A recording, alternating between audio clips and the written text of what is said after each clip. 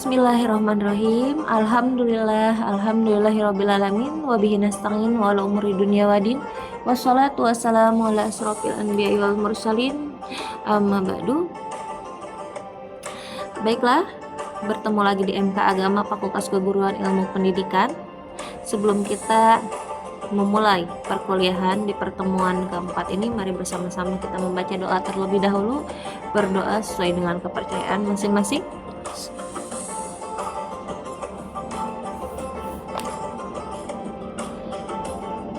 Berdoa selesai. Nah, sebelum kita ke materi, di sini saya akan memaparkan sedikitnya visi Unilam. Apa itu visi Unilam? Yaitu menjadi universitas yang unggul, berdaya saing global, dan berjiwa entrepreneur. Berjiwa entrepreneur di sini yaitu memiliki mental mandiri, kreatif, inovatif tentunya, dan fokus pada tujuan dan tidak pantang menyerah, dan selalu berlandaskan akhlakul karimah.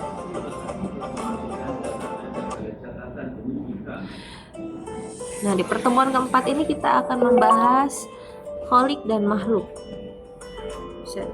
Kholik dan makhluk atau Tuhan yang Maha Esa. Konsep Tuhan yang Maha Esa sebagai pencipta atau kholik dan hubungannya dengan makhluk, kita akan mengeksplorasi pemahaman mendalam tentang asma dan sifat Allah, bukti keberadaannya, serta implikasi tauhid dan ketakwaan dalam kehidupan Islam. Konsep keesaan Tuhan merupakan fondasi utama dalam ajaran Islam.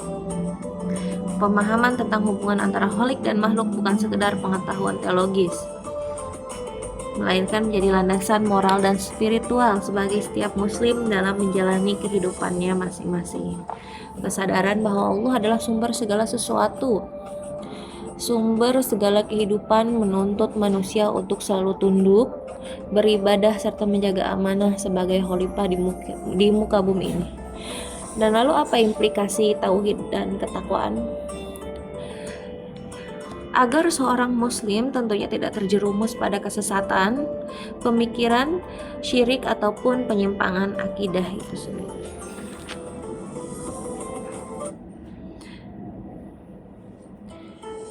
Mengapa penting memahami konsep ini? Tentunya sangat penting. Konsep ketuhanan merupakan fondasi utama dalam ajaran umat Islam. Allah Subhanahu wa Ta'ala sebagai Khalik atau pencipta memiliki kekuasaan mutlak atas segala sesuatu di alam semesta. Manusia, alam, dan seluruh isinya merupakan makhluk yang diciptakan oleh Allah. Pemahaman tentang hubungan antara Khalik dan makhluk bukan sekedar pengetahuan teologis, melainkan menjadi landasan moral dan spiritual bagi setiap muslim dalam menjalani kehidupan. Adapun langkahnya untuk memahami konsep ini, yang pertama, pengenalan tauhid, mengenali Allah sebagai satu-satunya pencipta, dan yang kedua yaitu implikasi hidup menerapkan dalam ibadah dan kehidupannya sehari-hari.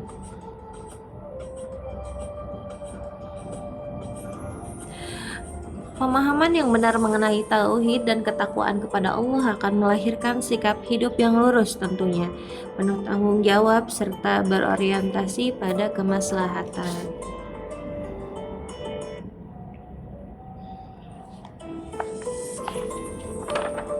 Asma dan sifat Allah yaitu mengenal Sang Pencipta melalui namanya. Allah Subhanahu wa Ta'ala dikenal melalui Asmaul Husna, yaitu nama-namanya yang indah dan agung, yang mencerminkan sifat kesempurnaannya. Dalam Al-Quran pun disebutkan hanya milik Allah Asmaul Husna, maka bermohonlah kepadanya dan menyebut Asmaul Husna itu. Surat Al-A'raf, surat ke-7 ayat 180. Nama-nama tersebut bukan hanya sekedar sebutan, melainkan gambaran sifat Allah yang absolut, tidak memiliki kekurangan dan berbeda dari sifat makhluk.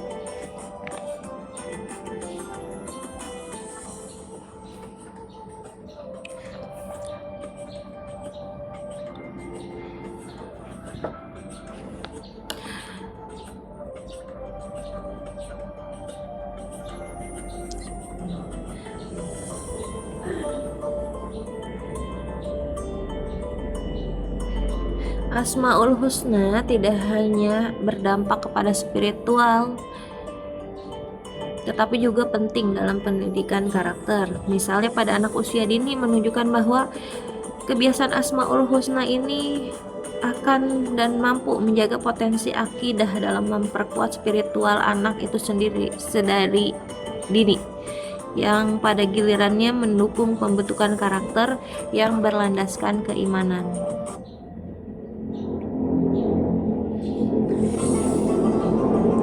Nah, di sini ada contoh Asmaul Husna dan maknanya. Ada Ar-Rahman, Maha Pengasih, yaitu mencakup kasih sayang.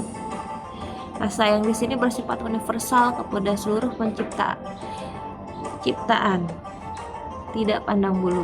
Adapun Al-Alim, Maha mengetahui bahwa tidak ada sesuatu pun yang tersembunyi dari pengetahuannya. Al-Alim, Al-Malik, Raja yang mutlak, pemilik mutlak kerajaan semesta, mengatur segala sesuatu dengan hikmah. Memahami makna ini menginspirasi zikir dan amal soleh dan memperdalam hubungan dengan Allah Subhanahu wa Ta'ala. Pemahaman terhadap asma dan sifat Allah dapat membimbing manusia untuk meneladani nilai-nilai ketuhanan dalam kehidupan sehari-hari tentunya. Contohnya menebarkan kasih sayang, berlaku adil, dan menjaga amanah.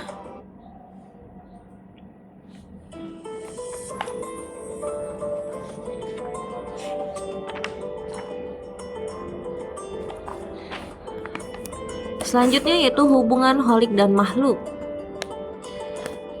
yaitu saling berhubungan dan ketergantungan dan kasih sayang.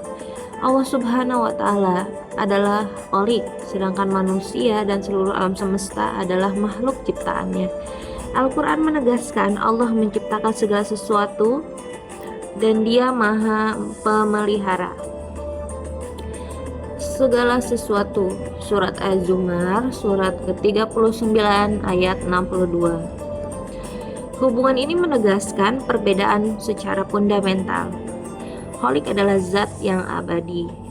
Dia berdiri sendiri, tidak membutuhkan apapun. Sementara makhluk adalah ciptaan yang bergantung sepenuhnya kepada Sang Pencipta. Surat Az-Zumar ayat 39, surat ke-39 ayat 62. Adapun menurut perspektif teologis Islam, hubungan antara kholik dan makhluk bukan hanya relasi penciptaan, tetapi juga mencakup dimensi eksistensial dan etis. Adapun dalam pandangan Al-Ghazali, seluruh makhluk tidak memiliki keberadaan yang hakiki, tetapi kehendak Allah. Hakiki tanpa kehendak Allah. Eksistensi mereka pun bergantung secara mutlak kepada Al-Khaliq yang terus-menerus menyokong keberadaan alam semesta.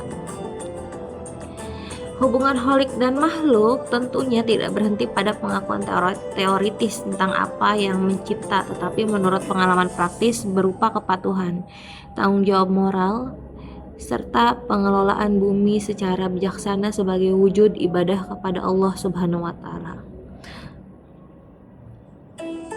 Nah, jelas di gambar ini tingkatan Allah itu paling atas. Lalu yang kedua, kasih sayangnya Allah.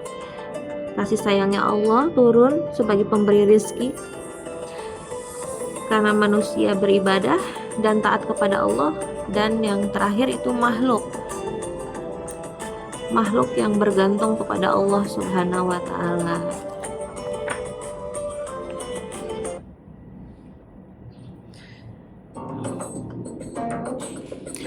Selanjutnya yaitu pembuktian wujud Allah. Nah, bisa dibuktikan dengan dalil akli, nakli, dan dalil fitri. Apa itu dalil nakli? Kita akan bahas dalil nakli. Dalil nakli di sini adalah wahyu. Al-Quran menyatakan keesaan Allah dalam surat Al-Ikhlas. Katakanlah Dia Allah yang Maha Esa.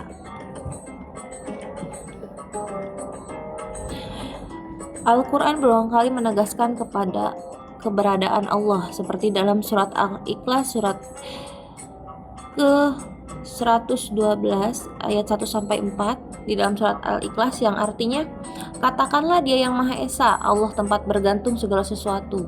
Dia tidak beranak dan tidak pula diperanakan, dan tidak ada sesuatu pun yang setara dengannya. Adapun contoh dalil nakli di dalam ayat Al-Quran ada di surat Al-Baqarah ayat 255, yang artinya Allah tidak ada Tuhan selain Dia yang maha hidup lagi terus menerus mengurus makhluknya.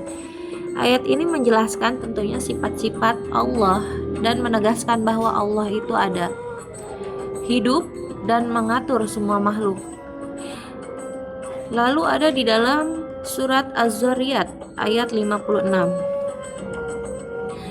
Dan aku tidak menciptakan jin dan manusia melainkan supaya mereka menyembahku. Surat Az-Zariyat menunjukkan bahwa Allah di sini adalah pencipta jin dan manusia. Lalu surat Al-Ikhlas ayat ke-1 sampai 4, yang artinya, katakanlah Muhammad, Dialah Allah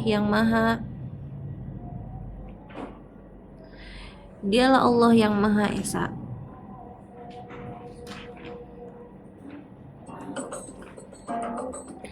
Allah tempat meminta segala sesuatu, tidak beranak dan tidak diperanakan, dan tidak ada sesuatu yang setara dengannya. Lalu di sini ada dalil akli. Dalil akli di sini rasional, atau bisa disebut dengan keteraturan alam semesta, mulai dari peredaran planet, sistem kehidupan makhluk, hingga hukum-hukum alam, menunjukkan adanya zat yang mengatur segala sesuatu yang ada pasti. Ada yang menciptakan.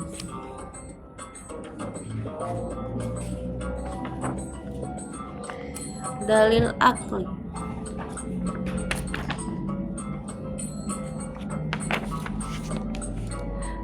Di dalam dalil akli tentunya ada hukum sebab akibat, karena segala sesuatu pasti ada penyebabnya. Misal ketika kita mengukur secara akal atau rasional akal kita, meja itu dibuat oleh tukang kayu, itu secara rasional. Rumah dibangun oleh arsitek dan tukang bangunan, contohnya. Maka alam semesta yang begitu luas dan teratur ini pasti ada penciptanya, yaitu Allah Subhanahu wa Ta'ala.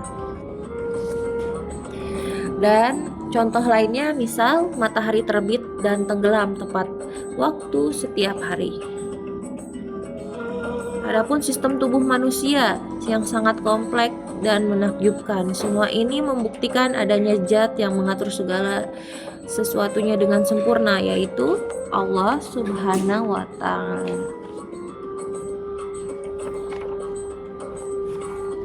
Selanjutnya di sini yaitu dalil fitri, dalil naluri.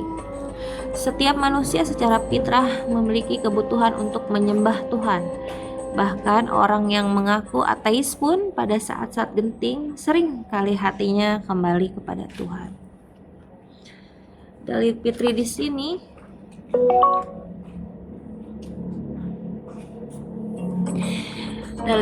di sini semua manusia punya rasa butuh kepada Tuhan. Fitrah manusia untuk beribadah dan mencari kebenaran. Jadi dari lubuk hati terdalam manusia ingin tahu siapa penciptanya dan tujuan hidupnya. Ini adalah dorongan alami dari Allah. Pendekatan ini menegaskan bahwa keberadaan Allah bukan sekedar dogma, melainkan dapat dirasakan secara rasional, spiritual, dan pengalaman batiniah itu sendiri. Dan pemikiran ini pun diperkuat oleh Ibnu Sina dalam konsep wajib al-wujud, yang menjelaskan bahwa segala sesuatu di alam bersifat mungkin ada, mungkin al-wujud, dan memerlukan sebab. Sedangkan Allah adalah zat yang keberadaannya niscaya dan tidak bergantung kepada siapapun. Dalil ini memperkuat keyakinan rasional dan spiritual, menolak ateisme.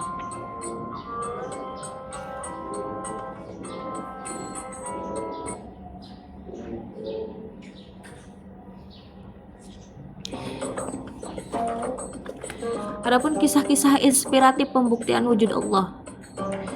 Ada kisah Nabi Ibrahim alaihissalam yang melihat bintang, bulan, dan matahari lalu menyimpulkan hanya Allah yang kekal.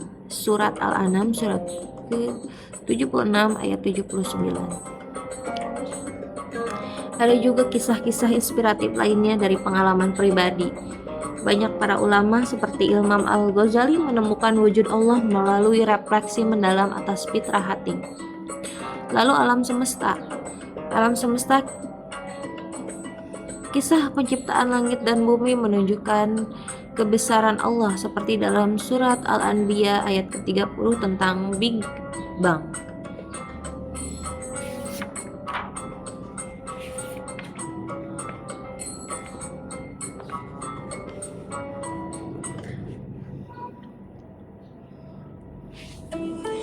Nah, selanjutnya itu keimanan dan implikasi tauhid dalam Islam. Iman dan Islam didefinisikan sebagai keyakinan dalam hati, ucapan dengan lisan, dan pembenaran dengan amal perbuatan. Rasulullah bersabda, iman itu adalah keyakinan dalam hati, ucapan dengan lisan, dan amal dengan perbuatan. Hadis riwayat Muslim. Implikasi tauhid dalam Islam sangat luas. Seseorang muslim yang bertauhid akan menjauhi syirik atau menyekutukan Allah, menumbuhkan rasa tawakal dan syukur serta memperkuat akhlak. Tauhid juga menumbuhkan persaudaraan sesama muslim karena semua bersumber dari satu Tuhan yang sama. Quran surat An-Nisa surat keempat ayat 48. Implikasi tauhid dalam Islam cakupannya sangat luas.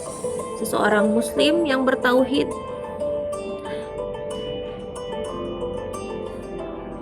akan menjauhi syirik atau menyekutukan Allah tentunya, dan menumbuhkan rasa tawakal dan syukur serta memperkuat akhlak. Tauhid juga menumbuhkan persaudaraan sesama muslim karena semua bersumber dari satu Tuhan yang sama.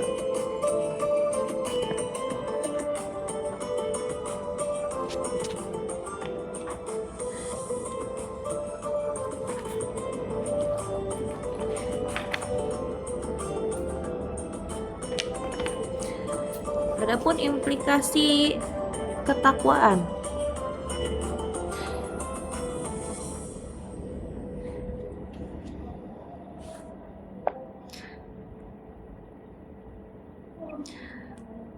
Nah, di dalam implikasi tauhid itu sendiri terbagi menjadi 3. Tauhid asma wa sifat, tauhid rububiyah, dan tauhid uluhiyah. Tauhid asma wa sifat di sini yaitu meyakini nama-nama dan sifat Allah sesuai dengan kesempurnaannya. Lalu tauhid rububiyah. Tauhid rububiyah di sini meyakini bahwa Allah adalah satu-satunya pencipta dan pemelihara alam semesta.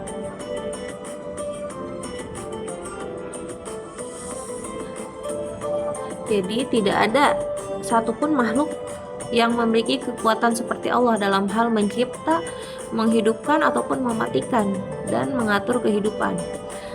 Contohnya tauhid rububiyah, yaitu Allah yang menciptakan langit, bumi, manusia, hewan, dan tumbuhan. Dan Allah pun yang memberi rezeki kepada seluruh makhluknya. Allah yang menentukan azal, hujan, nasib, dan takdir makhluk itu sendiri. Adapun lawan dari tauhid rububiyah itu sendiri yaitu meyakini bahwa ada kekuatan lain yang ikut menciptakan atau mengatur alam semesta selain Allah, seperti percaya pada dewa, roh, leluhur, atau benda-benda keramat seperti pemberi kekuatan. Adapun tauhid uluhiyah, apa itu tauhid uluhiyah? Meyakini bahwa hanya Allah yang berhak disembah. Dan semua bentuk ibadah seperti sholat, doa, contohnya puasa, zakat, dan lainnya hanya boleh ditujukan kepada Allah semata, bukan kepada makhluk atau benda. Contoh tauhid uluhiyah di sini yaitu hanya berdoa kepada Allah, sujud hanya kepada Allah, tidak kepada manusia, makam atau patung. Jadi kita hanya sujud kepada Allah, tidak kepada manusia, makam ataupun patung. Adapun lawan dari tauhid uluhiyah itu apa?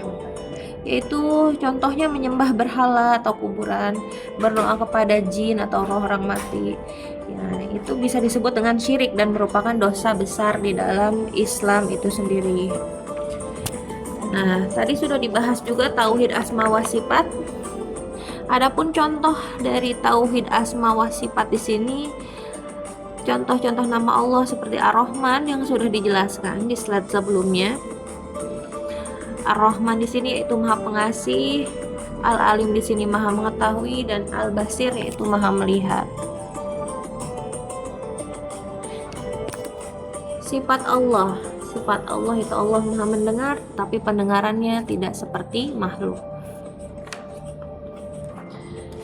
Adapun implikasi tauhid di dalam Islam sangat luas sekali. Seseorang muslim yang bertauhid tentunya akan menjauhi syirik atau menyekutukan Allah.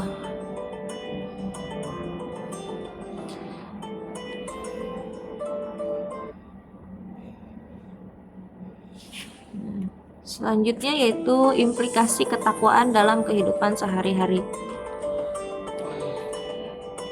Adapun implikasi ketakwaan dalam kehidupan sehari-hari itu sendiri, contohnya dalam ibadah, menjaga hubungan spiritual dengan Allah melalui ibadah, membentuk pribadi yang jujur, disiplin, dan bertanggung jawab. Takwa yaitu berarti menjalankan perintah Allah dan menjauhi larangannya. Adapun Allah berfirman, kitab Al-Quran ini tidak ada keraguan padanya, petunjuk bagi mereka yang bertakwa, yaitu mereka yang beriman kepada yang gaib, mendirikan sholat dan menafkahkan sebagian rezeki yang kami anugerahkan kepada mereka. Quran surat Al-Baqarah surat kedua ayat kedua sampai ketiga. Takwa di sini yaitu merupakan salah satu konsep terpenting ya dalam ajaran Islam, yang dimana menjadi pondasi utama dalam menjalani kehidupan seorang muslim. Adapun secara sederhana, takwa ini bisa diartikan sebagai sikap hati atau perilaku seseorang yang senantiasa berusaha menjalankan perintah Allah dan menjauhi larangannya dengan penuh keimanan, keikhlasan, serta rasa takut dan cinta kepada Allah. Nah, ketakwaan di sini yaitu memiliki dampak langsung dalam kehidupan seorang muslim. Adapun dari mungkin aspek spiritual itu sendiri, aspek sosial maupun aspek secara praktis. Nah, implikasi yang terpenting takwa adalah diberikannya kemudahan dalam menjalani kehidupan. Adapun implikasi lain dari ketakwaan adalah mendapatkan ampunan atas dosa-dosa yang dilipat gandakannya dan dilipat gandakannya pahala. Allah Subhanahu wa taala berfirman dalam surat At-Tolak ayat 5, barang siapa yang bertakwa kepada Allah, niscaya Allah akan menghapus kesalahan-kesalahannya dan akan melipat gandakan pahala baginya. Dan ini merupakan karunia yang sangat besar. Kenapa? Karena setiap manusia memiliki dosa dan kesalahan. Namun dengan takwa Allah membuka pintu ampunannya yang sangat luas serta memberikan balasan pahala yang berlipat ganda atas amal-amal kebaikannya. Adapun puncak dari semua implikasi ketakwaan itu sendiri janji Allah surga yang kekal. Allah berfirman dalam surat Maryam ayat 63. Itulah surga yang kami wariskan kepada hamba-hamba kami yang bertakwa. Surga merupakan balasan tertinggi yang disediakan bagi mereka yang menjaga takwa sepanjang hidupnya. Ini menunjukkan bahwa takwa bukan hanya solusi untuk kehidupan dunia, tetapi juga merupakan jalan menuju keselamatan dan kebahagiaan abadi di akhirat. Nah, di dalam sosial yaitu implikasi ketakwaan bisa menjaga hubungan ekologis dengan alam melalui pelestarian lingkungan, menjalin hubungan sosial dengan sesama melalui keadilan dan kasih sayang. Dengan demikian dapat disimpulkan bahwa takwa memberikan pengaruh yang sangat besar dalam kehidupan seorang muslim. Ia tidak hanya menciptakan hubungan yang kuat antara hamba dan Tuhannya, tetapi juga menghadirkan manfaat yang nyata dalam kehidupan pribadi ataupun sosial. Takwa itu sendiri juga bisa menjadikan seseorang yang lebih bertanggung jawab, jujur, adil, dan tenang dalam menjalani hidup. Oleh karenanya, setiap muslim hendaknya harus meningkatkan ketakwaannya dari waktu ke waktu, karena ketakwa adalah sebaik-baik bekal dalam kehidupan dunia dan akhirat.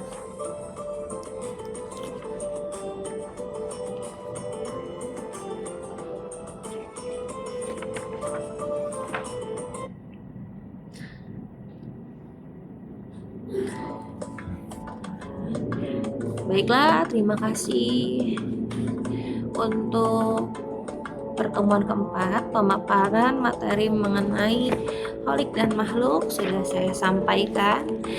Lalu di sini ada kesimpulan, ya, kesimpulan dan saran. Kesimpulan di sini yaitu apa dari penjelasan tadi? Allah Subhanahu wa Ta'ala itu sebagai Khalik memiliki asma dan sifat yang sempurna. Manusia sebagai makhluk wajib tunduk, beribadah, dan menyadari kedudukannya sebagai hamba dan khalifah di muka bumi. Wujud Allah dapat dibuktikan melalui akal, wahyu, dan fitrah manusia. Keimanan kepada Allah dan pengamalan tauhid memiliki implikasi mendalam dalam kehidupan, yaitu membentuk manusia yang berakhlak mulia, bertanggung jawab, dan berorientasi pada kebaikan. Sementara itu, takwa menjadi kehidupan lebih terarah, penuh keberkahan dan bermakna baik secara individu maupun sosial itu sendiri. Nah, diharapkan dapat memperkuat pemahaman tentang konsep khalik dan makhluk serta pentingnya iman, tauhid, dan takwa. Dan menyarankan agar setiap muslim memperdalam ilmu agama dan selalu mengamalkan tauhid secara konsisten dan meningkatkan ketakwaan dalam aspek kehidupan.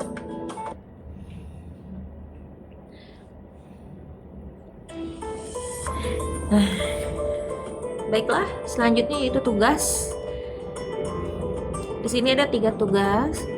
Silahkan dikumpulkan melalui akun GCR yang linknya sudah dibagikan di grup, di WA grup kelas. Bila ada yang ditanyakan, boleh silahkan bisa melalui WhatsApp pribadi. Terima kasih. Mungkin cukup sekian untuk pemaparan materi perkuliahan pertemuan keempat MK Agama Fakultas Pendidikan dan Keguruan. Mohon maaf apabila ada salah kata. Kita tutup perkuliahan pertemuan keempat dengan kalimat hamdalah, alhamdulillahirabbil alamin, kafaratul majlis, subhanaka.